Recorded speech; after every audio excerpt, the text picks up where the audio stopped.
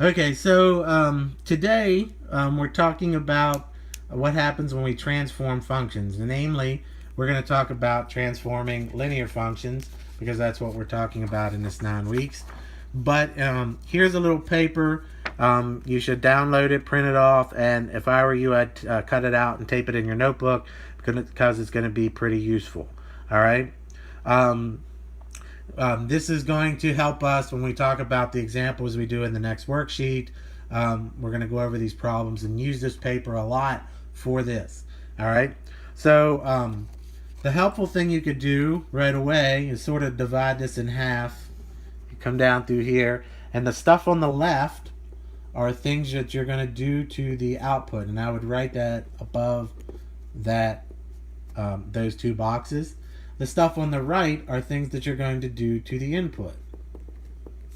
Now remember, when we're talking input and output, what we're talking about, domain is input, range is output. We're also talking about input is like our x value on the xy coordinate plane, and the output is our y or our f of x value. All right, so let's look at the four boxes. Here in this box, we're talking about translating up and down. All right, so if you want to take a line, so let's say you had some sort of function with some line on the coordinate plane here. If you want to take that line and sort of drag it up or drag it down on the coordinate plane, then this is what you would do to it in this box. And basically what they're saying is take the original function and add some number to it. Don't get too stressed by the way they've got it written here. All they're saying is f of x, that's our original function. Let's add some number to it. C just represents any number that you could add to it. So a good example would be if I had down here f of x equal to 2x plus 3. That would be my original function. What we're saying up here is add or subtract some number from the whole thing. So this box represents what happens. Let's say I want to translate it up, say a plus 2. All right.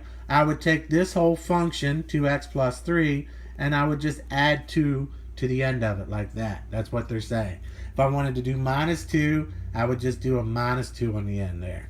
All right? And here's the rules for going up and down. If c is a positive number, the function will shift up. So if you're adding a number, you're shifting up. If c is negative, or you're subtracting a number from your function, the function will shift down. So the other example here, this box to the output, and we'll scratch that off. This is what happens when you multiply a number by the function. Multiply the function by a number. All right. This, when you do that, when you take your whole function and multiply it by some number c, which would be like down here, if I wanted to multiply this by 2, I'd just multiply the whole thing and I distribute that 2 across both of those terms. That's what they're saying here. If that number happens to be bigger than 1, it says that the function is going to get further away from the x-axis, all right, whatever direction. If that number is between 0 and 1, that's how you would read that. Between 0 and 1 means you're talking about a fraction or a decimal that's less than 1. So if that number is between 0 and 1, the function will get closer. It's going to shrink it towards the x-axis, all right? And then finally, if that number is negative, what's going to happen is it's going to flip across the x-axis. So this whole thing is just going to flip across that axis if you multiply it by a negative number. Okay?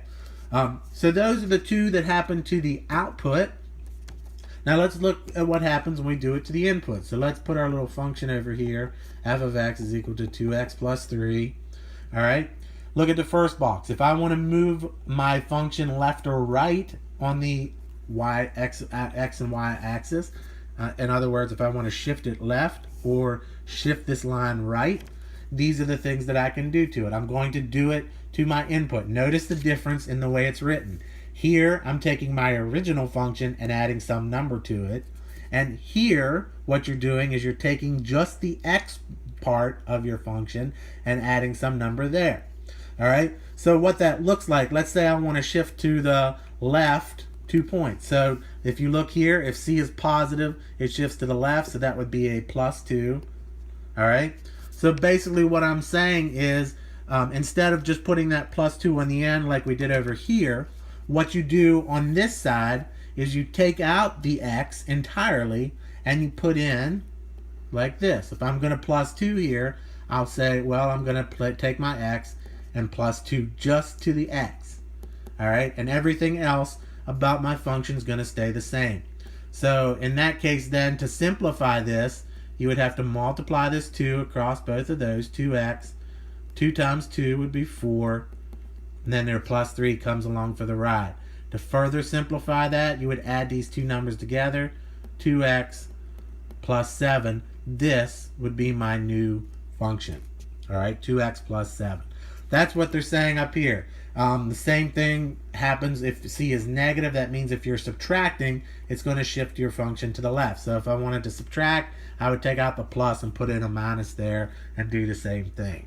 All right, so that will shift your function left or right. Down here on the bottom right, this is going to stretch your c times closer to the y-axis. It's going to compress it. All right. So if this number that you're multiplying your original function by is a number bigger than 1, the function will get closer and closer and closer to the y-axis. If that number is between 0 and 1, just like over here, that's a fraction or a decimal that's less than 1, the function goes further away from the y-axis. And then finally, if that number is negative, it's going to reflect it across the y-axis. So it's going to take that line and flip it left and right like that. Okay, what that would look like here, one more time to write this function. If my original function is 2x plus 3 and I wanted to multiply it by 2, all right, notice 2 is bigger than 1, so it's going to move my function closer to the y-axis. But here I'm only doing it to the x part. So basically I would take out my x and then I'd put in 2x like that. All right, so then you just simplify that. 2 times 2x is 4x. Your new function would be 4x plus 3. All right, so take some time, really look over this paper, rewatch this video if you have to try to get it straight. I know this is not easy material to sort of absorb. It's going to take you some time to get it into your head. So look at that paper, and if you have any questions, bring them to class.